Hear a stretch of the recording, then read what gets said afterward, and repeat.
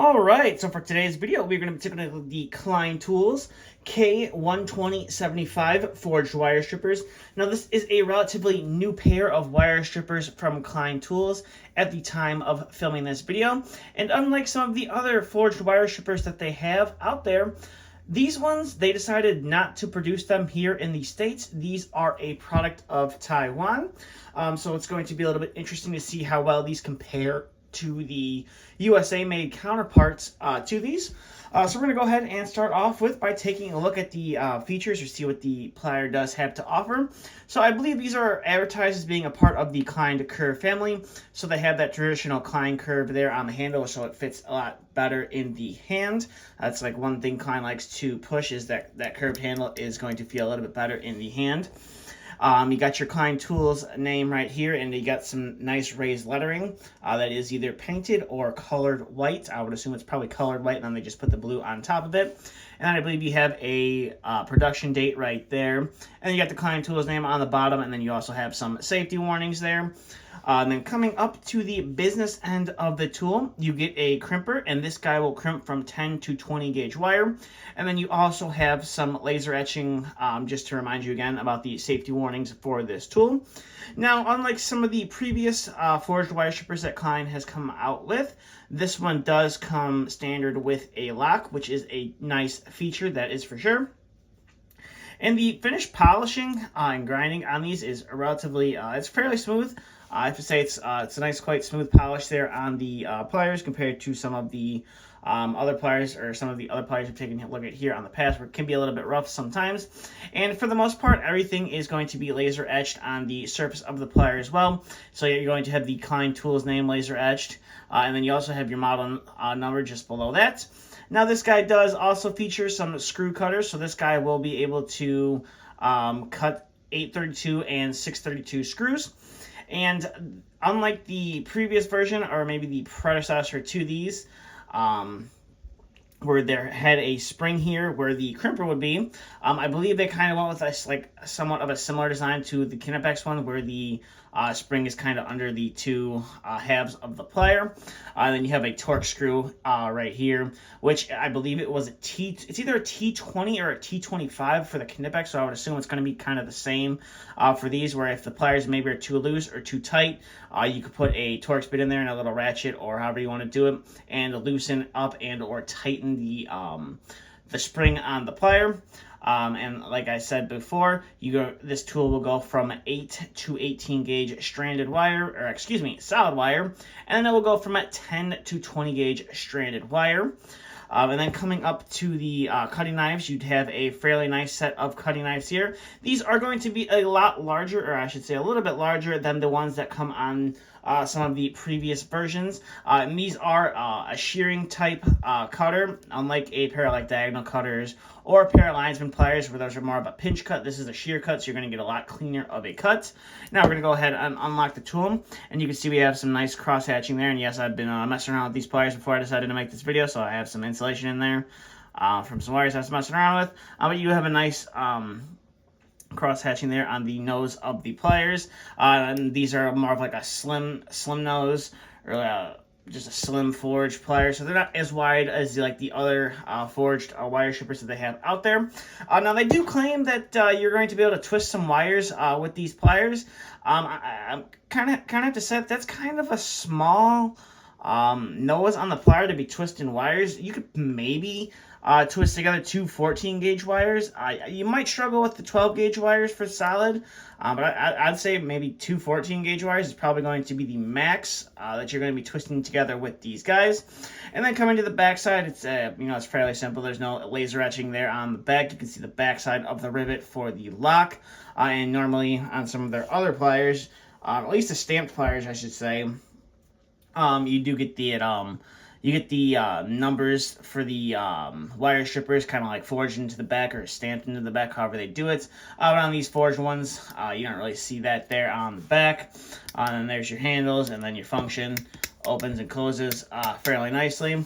Now these guys, that's as far as the tool is going to open. I know that there was a pretty common complaint on the Knipex ones that would only open so much, and then if you wanted to cut like MC and stuff, you'd have to force these open. Where these ones just pretty much open up all the way to the max, so that is going to be the max that your cutting knives open. So you're going to have to judge to see what you can and or can't cut with these. So that's pretty much it for the detail on these guys. We're going to get to some of the functionality of these. So I guess we'll start off with the most important thing is, can they strip some wire?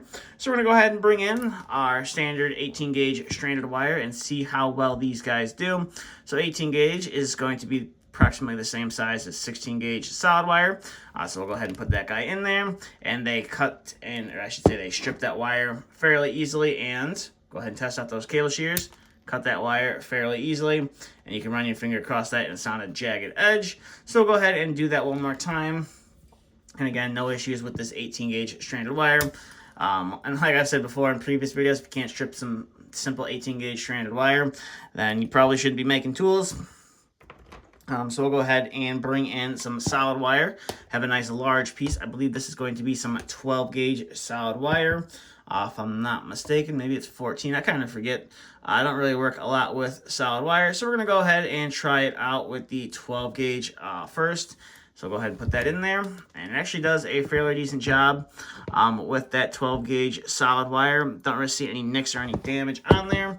So we'll go ahead and cut that off. Actually, I think we're going to cut this in half, and we're going to strip it twice and see how well we can twist with it. So we'll strip a decent amount of that 12 gauge right there, and we'll do it here with this guy as well. I'm gonna bring it back a little bit more, and we'll put these guys toe to toe best we can, and we'll see if we can. So you should be able to twist two 12 gauge stranded wires, or excuse me, two 12 gauge solid wires together need be. Now, forgive me, I am not the perfect electrician. I'm a heating and cooling guy, and like I said, I don't do a lot of work with solid wire, so please forgive me on that one. But it looks like you are able to twist two 12 gauge solid wires together, so that is a plus, and we'll go ahead and cut those guys off.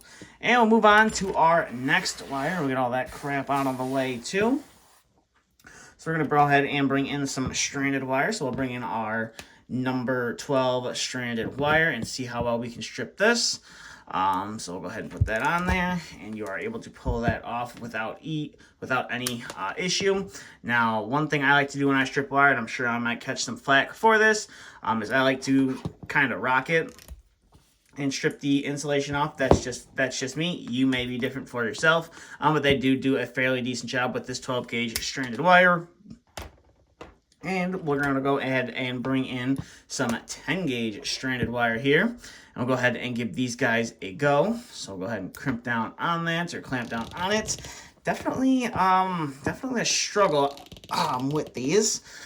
Can't quite see if we can get the wire, the camera to focus. It's not like just can't quite puncture that insulation all the way. I'm not sure if it's the knives aren't too sharp or what's going on with that. So we'll go ahead and try to pull that off. We were able to pull it off there. So we'll go ahead and try that one more time. So I'll put that guy in there. You can see I have my hand clamped down on it fairly tight. And we'll go ahead and try to pull off that insulation. And it just, I don't know what it is. Give it a quick turn, and boom, we're able to pull it off. Seems like it struggles a little bit on this 10 gauge stranded wire. So I'll go ahead and see if I can rock it and pull it off. So go ahead and crimp down, rock it back and forth, and boom, we're able to pull off that insulation. So if you're like me and you like to rock your rock and or spin your wire stripper on the wire, it should do it. But if you just want to go clamp and pull it off, you might struggle a little bit. So we'll go ahead and put him off to the side, and we'll go ahead and bring in our infamous ground wire and see how well we can do with this guy. Now this wire is made by, I believe it's CMS, which I picked this guy up from City Electric. I just have one close to me, and that's the supply house I prefer to go to for all of my electrical supplies when I'm buying it for the company. So I got some of this left over. Now, if you've been around the channel for a while, you know this wire is infamous for being a pain in the ass to strip. So we'll see how how well we can strip this wire with these guys. So I already know I'm probably going to not be able to pull off this insulation just like this, but you can see I got my hands, pliers are completely closed, and we'll go ahead and try. And definitely, it's definitely a struggle with this wire. It always is, but I don't feel like we can get around. I don't feel like we can just pull it straight off. See if I can rock it a couple times. No, I can't even rock it a couple times with this wire. This is definitely a bulletproof ground wire, that is for sure.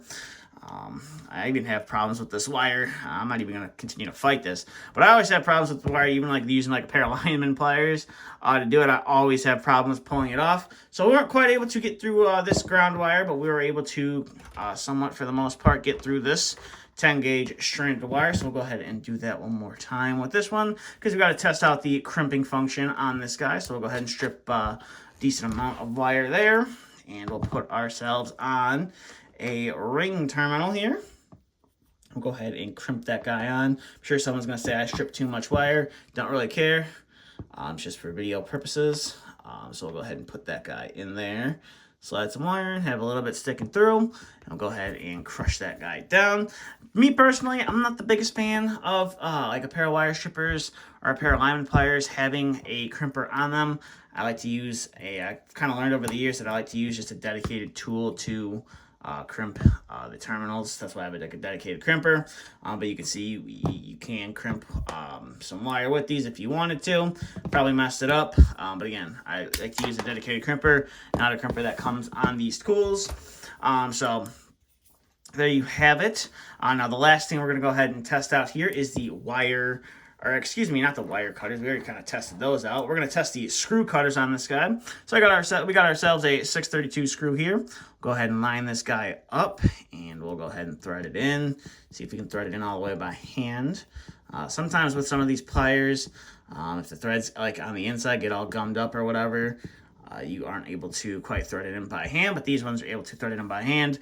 So we'll go ahead and cut that much off, and we should be able to use this guy. We should be able to do this one-handed, and they seem fairly easy to do one-handed. So we'll go ahead and open these guys back up, and we'll back that out. Still quite springy, and we'll go ahead and look at that screw, and it is a fairly decent cut. There is a little bit of a burr on there, but that is to be expected. So cuts 632 screws without an issue. Now we'll go ahead and bring in my favorite, the 832 screw. Sometimes I can do it one-handed, other times I have to do it two-handed. So we'll go ahead and thread that guy in, and again, you can do this guy by hand. You don't need a screwdriver, but unless you want to use a screwdriver, you can. So we'll go ahead and bring a screwdriver in here, and we'll go ahead and thread this screw in. A little bit faster for the video because I know this video is kind of long as it is already. So now that is screwed in, let's see if we can do this one-handed, or if we got to get two hands in there. And actually, we're able to do that one-handed, so that is a plus. I think it has to do with that curve design from Klein. Or some of them, they got the kind of like that straight handle. It's just a little bit hard to grip with that curve design. Able to do it one-handed, which is impressive. And we have a somewhat decent cut there on the plier. So it performs relatively nice. As you saw, we did struggle a little bit with that with the 10 gauge stranded wire, especially with that ground wire. Seems like I always struggle with it. So that's pretty much it for these guys. I kind of think these guys may or may not be replacing this pair of forged wire strippers, or maybe they're supposed to compete against these. I'm not sure. These are the K12075s Ls. A bunch of you guys here on the channel actually introduced me to these. For the longest time, I always thought that I like this forged pair of wire strippers, but I didn't like the fact that they didn't have a lock on them. We did take a look at, or at least I made a video, and this is where everyone told me that they make a pair with a lock. But I did make a video where I had a pair of these. These are the ones I use on a daily basis, where I just kind of took the spring out and made the pliers the way I like them, where they don't spring open, a lot easier to store in the bag. So this is still kind of what I use to this day. Maybe when I wear these out, I'll replace them with the spring version. But this is kind of what I think they maybe are trying to phase out some of the American manufacturing, and maybe want to go over to Taiwan and maybe make it a little bit cheaper. I'm not 100% sure with that, or if this is just something that they are experimenting with. So maybe I'll make a video comparing these two, but you can see they're relatively kind of the same. Definitely don't have as large of a head on these guys as you have on these guys. So there's going to be some subtle differences here and there. You're going to be able to find both these guys over at Lowe's. That's pretty much all I have really for this video. As always, I will do my best to find out some more information about these and leave some links down in the description below. At the time of filming this video, I believe these are only available at Lowe's. Once more information comes out about them and they have a page on Klein's website, I'll do my best to drop that in the description below, and I also find some more online retailers that have them in case you don't have a Lowe's close to you. So with that being said, that's all I have for this video. I'm sorry for it being a little bit long, but I wanted to make sure I tried to show everything about this pair of pliers. With that being said, thank you for stopping by and watching the video, and I hope to see you on the next one.